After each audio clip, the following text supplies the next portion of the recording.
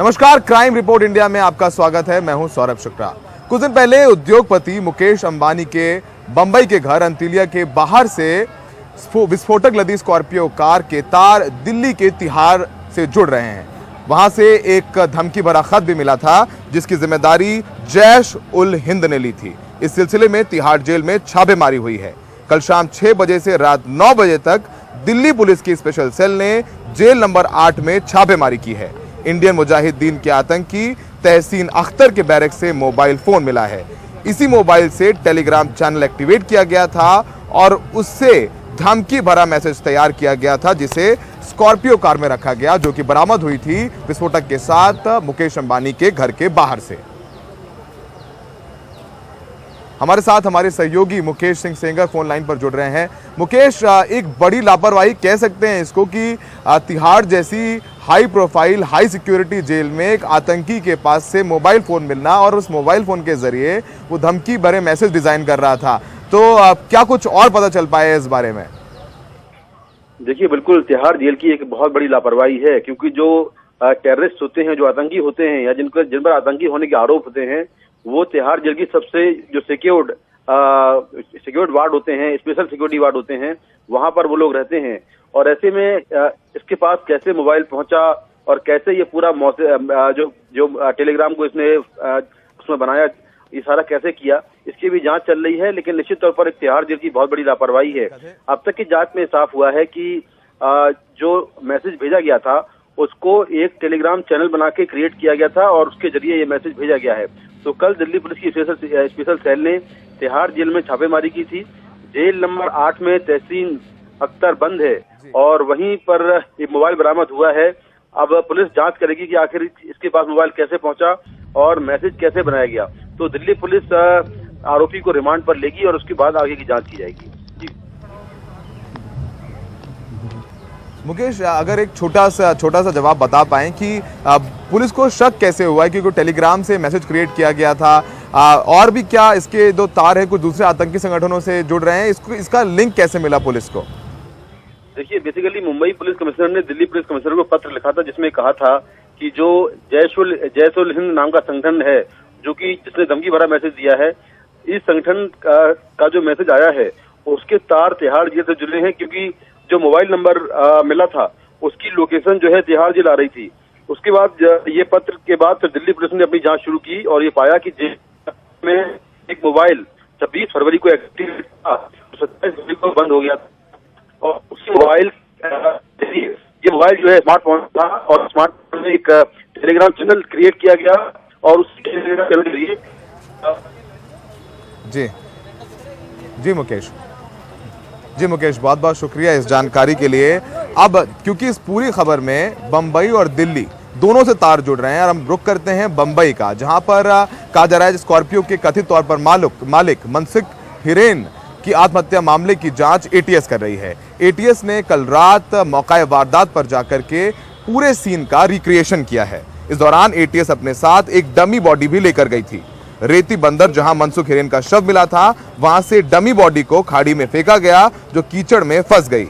ATS का शक है कि मनसुख की हत्या कहीं और कर शव को वहां फेंका गया, जिससे शव समंदर में बह जाए, लेकिन शव कहीं कीचड़ में फंस गया। एटीएस ने स्थानीय मछुआरों के बयान भी दर्ज किए और मौसम विशेषज्ञों से भी मदद ली।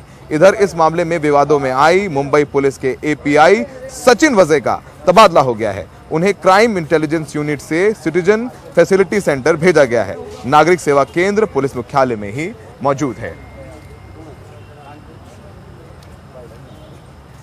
हमारे साथ मुंबई से हमारे सहयोगी सुनील सिंह जुड़ रहे हैं। सुनील, कल एटीएस ने पूरे मामले का रिक्रिएशन किया। संदिग्ध लोग कौन है और एटीएस किसकी भूमिका की जांच कर रही है, क्योंकि अब इसके तार दिल्ली के तिहाड़ जेल से भी जुड़ गए हैं? देखिए सौरभ, ये जो पूरा मामला है इसमें 2 एफआईआर दर्ज हुए हैं। एक तो जो मुकेश अंबानी के घर के पास से जो संदिग्ध कार मिली थी और उसमें विस्फोटक मिले थे, उस मामले की जांच अब एनआईए कर रही है। और उसने भी कल जो इस मामले में अभी तक जो परिवार है, खास करके स्कॉर्पियो के जो मालिक थे मनसुख हिरेन, जिनकी की मौत हो गई, उनके परिवार से कल पूछताछ की है। वहीं दूसरी जो जांच है, एफआईआर दर्ज की गई है, वो महाराष्ट्र एटीएस जांच कर रही है, वो है मनसुख हिरेन की मौत का मामला। उसने कल रात को, जैसा कि आपने बताया, कि रिक्रिएशन किया जाके मौका वारदात पर, और उनको शक है कि हिरेन की हत्या पहले कहीं की गई थी और लाकर शव वहां पर फेंका गया था। इस पूरे मामले में जो संदिग्ध भूमिका के तौर पर आए हैं वो एक एपीआई सचिन वजे हैं, जो कि सीआईयू के मुखिया थे। हालांकि जिस तरह से विधानसभा में मामला उठा, पूर्व मुख्यमंत्री देवेंद्र फडणवीस ने जांच की मांग की, उनके तबादले की मांग की, गिरफ्तारी की मांग की, लेकिन उनका तबादला का आश्वासन उस समय गृह मंत्री ने दिया था। तो आज सुबह सुबह उनका तबादला जो है कि सिटीजन फैसिलिटी सेंटर में कर दिया है, लेकिन ये भी जो है वो पुलिस मुख्यालय में ही है, ये केंद्र है, तो वहीं पर वो फिलहाल कार्यरत है। रही इस बात इस मामले में जांच की प्रगति में, तो अभी तक सिर्फ उस स्कॉर्पियो की पहचान हुई और उसके बाद जो है ये मामला मनसुख हिरेन का सामने आया और उनकी मौत हो गई, जो मामला और संदिग्ध हो गया। लेकिन आगे कुछ भी जांच नहीं बढ़ी है, किसी भी तरह के ब्रेक थ्रू की जानकारी अब तक न तो एटीएस ने दी है और न ही एनआईए ने दी है। तो पूरे मामले पे अभी भी रहस्य का पर्दा बना हुआ है। और जिस ईमेल टेलीग्राम चैनल की बात हुई थी, जिसका संदेश था, उसको हालांकि जब यहाँ पर लाया गया था, तो उसके बाद जब पुलिस ने कहा था कि ये शायद फेक है, क्योंकि उसके तुरंत बाद ही दूसरे दिन ही एक और मैसेज आया था। दरअसल ये जो टेलीग्राम चैनल से जो धमकी दी गई थी, उसमें ये बताया गया था कि साथ में पैसे की भी मांग की गई थी। और रही बात आतंकी संगठन की, तो उनका कहना है कि हम पैसे नहीं मांगते हैं, हमारा एक मकसद है इस तरह की वारदातों को अंजाम देने का और साथ ही बदला लेना है, उनका पूरा मकसद है। तो उस संदर्भ में एक और टेलीग्राम चैनल से एक और मैसेज आया था और तब बताया गया था कि ये फर्जी है। लेकिन अब चूंकि इसके तार जो है तिहाड़ जेल से मिले हैं और साथ में तहसीन अख्तर से जुड़ गए हैं, जो कि इंडियन मुजाहिदीन का एक आतंकी है, तो मामला वो भी बहुत संगीन हो गया है और कहीं न कहीं जो है वो मामला बहुत ही उलझा हुआ फिलहाल नजर आ रहा है। जी सुनील, बहुत बहुत शुक्रिया इस जानकारी के लिए। तो सुनील बता रहे हैं कैसे मनसुख हिरेन की आत्महत्या, कथित आत्महत्या का मामला लगातार उलझता जा रहा है। फिर मुंबई से रुख करते हैं दिल्ली का। दिल्ली के बाबतपुर इलाके की ये तस्वीरें हैं और इन तस्वीरों को देख करके आप पता लगा सकते हैं कि दिल्ली में बदमाशों के हौसले कितने बुलंद हैं। ये लोग सरेआम एक घर के बाहर फायरिंग कर रहे हैं। ये घर एक ई रिक्शा कारोबारी का है, जिससे रंगदारी की मांग की गई थी और पैसे ना मिलने पर उसके बाहर फायरिंग की गई। घटना 26 फरवरी की है। पुलिस ने इस मामले में 6 लोगों को गिरफ्तार कर लिया है।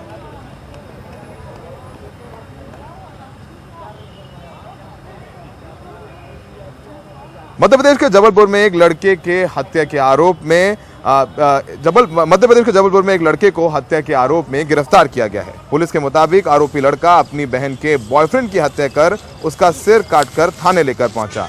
पुलिस ने जब घटनास्थल पर जाकर जायजा लिया, तभी खबर आई कि आरोपी लड़के की बहन ने अपने बॉयफ्रेंड की हत्या की खबर सुनकर फांसी लगा ली है। आरोपी लड़के को गिरफ्तार कर लिया गया है। इसकी लाश देखी, उसकी कार्रवाई पंचनामा।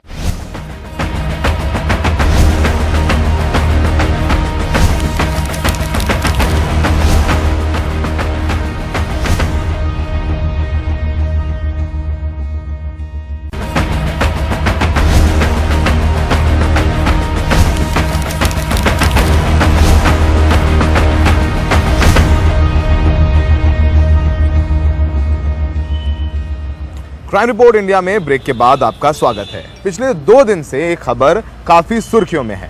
बेंगलुरु में जोमैटो डिलीवरी बॉय ने ऑर्डर कैंसिल करने को लेकर के एक महिला मॉडल को घूंसा मारकर उसकी नाक तोड़ दी थी, जिसके बाद पुलिस ने इस आरोपी जोमैटो डिलीवरी बॉय की गिरफ्तारी की थी। हालांकि बाद में इसे जमानत भी मिल गई है, लेकिन जोमैटो ने आनन फानन में एक्शन लेते हुए डिलीवरी बॉय को नौकरी से निकाल दिया। लेकिन अब इस मामले में नया मोड़ आ गया है। आरोपी लड़के का कहना है कि महिला ने उसे गालियां दी और चप्पल भी मारी। लड़के का यह भी दावा है कि महिला के नाक पर चोट भी उसी की गलती से लगी थी। हालांकि एनडीटीवी से बातचीत में उस महिला ने इन आरोपों को पूरी तरह बेबुनियाद बताया है। तो आखिर ऐसे क्या सिचुएशन बनी कि उसने आप पे हमला कर दिया? Around 4:46 the delivery person came, but अगर हम 59 minutes कैलकुलेट करें तो he should be there by 4:31, क्योंकि 3:32 को ऑर्डर प्लेस हुआ था। तो बंदा 4:46 पे आया, तो मैं उस बंदे से पूछा कि सर आपको जोमेटो की टीम ने कुछ अपडेट दिया है कि इस ऑर्डर को फ्री करना है या आपके पास कोई अपडेट है क्या? तो वो आते ही वो इतना ज़्यादा रूड था ही वॉज लाइक मैडम मुझे ये सब कुछ पता नहीं है, आप अपना देख लो, मेरा टाइम वेस्ट मत करो यहाँ पे, मुझे मेरा पैसा दो, मुझे यहाँ से जाना है। मैंने कस्टमर केयर को फिर से बोला कि आपका बंदा आके मुझ पे चिल्ला रहा है विच इज़ वेरी रॉन्ग, तो आप प्लीज़ कुछ कीजिए। तो उन्होंने बोला कि मैडम आप वेट कीजिए, हम उसको कॉल कर रहे हैं। यही सेम चीज़ मैंने डिलीवरी बॉय को भी बोला कि देखो मुझे जोमेटो टीम ने ऐसा बोला है कि आप वेट कीजिए, वो आपसे बात करेंगे। तो सर आप प्लीज़ वेट कीजिए, वो आपको कॉल कर रहे हैं। वो बंदे में बिल्कुल भी पेशेंस नहीं था, उसने मेरी एक भी बात नहीं सुनी एंड वो चिल्लाने लग गया, तू बोलेगी तो मैं रुकूंगा क्या? अगर कस्टमर केयर मुझे 1 घंटे बाद कॉल करेगा तो मेरा क्या, मैं नौकर हूँ क्या तुम लोग? तो मुझे ये सब चीज़ बहुत थ्रेटनिंग लगा। जब उसने मुझे बोला मैं नौकर हुआ, मैं इतना डर गई, मैंने ना दरवाज़ा क्लोज करने का अपने तरफ से ट्राई किया, उस पर उसने दरवाज़ा पुश कर दिया। जब मेरे को लगा कि ये क्या है, ये गलत हो रहा है, तो मैंने उसको कहा सर आप ये नहीं कर सकते। तब उसने मुझे मुक्का से मारा और ये सब पूरा विदिन 2 मिनट्स के अंदर हुआ है। तो इसमें मैं ऐसे हो गई थी कि मेरे साथ ये क्या हुआ मैं बिल्कुल समझ नहीं पाई, सिचुएशन क्या थी। वो तब तक भाग चुका था क्योंकि मुझे तब तक पता नहीं था मेरे नाक से खून बह रहा है, तो उसने वो चीज़ देख ली थी, तो वो डर के भागा। तो मैं लिफ्ट तक गई, वो लिफ्ट तक पहुंच चुका था क्योंकि वो सदमे से मुझे थोड़ा रिकलेक्ट होने में टाइम लगा। तो वो लिफ्ट तक था, मैं लिफ्ट के पास गई ये बोलने के लिए कि लोगों को मैं चिल्ला रही थी कोई प्लीज आओ, इसने मुझे मारा है। तो मैंने उसको बोला मैं आपको जाने नहीं दूंगी, आपने मेरे साथ गलत किया है। तो उसने लिफ्ट खोला, उसने फिर से मुझे एक बार धक्का मारा और मेरे लिफ्ट के एग्जैक्ट सामने स्टेयर्स है, वो वहाँ मुझे धक्का मार के स्टेयर्स से चला गया। अच्छा, और दूसरी बात यह है कि उसने कुछ लोगों से बात की है और उसने ये एलिगेशन आप पे लगाया है कि पहले आपने उसको गालियां दी हिंदी में, गालियां देने के बाद जब वो लिफ्ट की तरफ भागा तब आपने उसको लिफ्ट में इस्तेमाल करने से रोका और फिर उसके बाद आपने चप्पल भी मारी उसको। सर पहली बात गाली मेरी तरफ से नहीं आई है, पहले उसने रूड बिहेवियर शुरू किया जिसके डर में वो मेरा रिएक्शन था। मेरा ये एक्शन कभी भी नहीं था, it was a reaction from. क्या रिएक्शन था आपका? यही कि मतलब मुझे समझ में नहीं आया, मैं पैनिक करने लग गई। और जब वो मुझे बोलता है मैं तेरा स्लेव हूँ तो मेरे मुंह से निकलेगा अरे तुम क्या, मतलब वो हीट ऑफ द मोमेंट में था। मैंने उसको इंटेंशनली बिल्कुल भी कुछ नहीं बोला। लिफ्ट इस्तेमाल करने की जो बात, लिफ्ट सर वो ऑलरेडी लिफ्ट में मुझे मार के जा चुका था, लिफ्ट बंद हो चुका था और जब उसको लगा कि लोगों को पता चल जाएगा तो उसने मुझे फिर से धक्का मारा और वो वहां से भाग गया। और आप देख सकते हैं यहाँ पे ये मेरे को स्क्रैच है जो उसी दिन आया है मेरे हाथों पे जब उसने मुझे लिफ्ट से निकलते हुए धक्का मारा। एंड आप मुझे बताइए सर, अगर उसका गलती नहीं था तो मेरे जगह वो चिल्ला सकता था ना, वो लोगों को बोल सकता था कि मैडम मुझे गाली दे रही है, मैडम मुझे चप्पलों से मार रही है। और दूसरी बात यह है कि चप्पल फेंकने की जो बात हो रही है कि आपने उसको चप्पल मारा। सर मैंने उसको चप्पल बिल्कुल भी नहीं मारा है। इंडिया में रुक करते हैं अपराध जगत की दूसरी खबरों की ओर।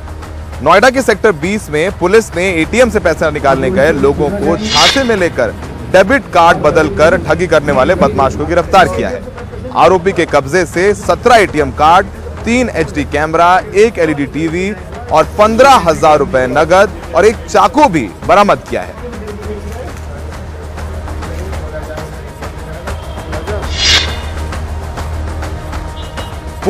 पुणे सिटी पुलिस ने तंजानिया और युगांडा के 6 विदेशी नागरिकों को ड्रग्स के साथ गिरफ्तार किया है। इनके पास 67 लाख रुपए की ड्रग्स बरामद की गई है। सूचना मिलने पर की गई कार्रवाई में पुणे की अपराध शाखा ने उडहरी इलाके में एक घर पर छापे मारा, जहां ड्रग्स तस्करी में शामिल 6 संदिग्धों को पकड़ा गया। घर की तलाशी में पुलिस ने इनके कब्जे से मेफेड्रेन और कोकीन ड्रग्स बरामद की।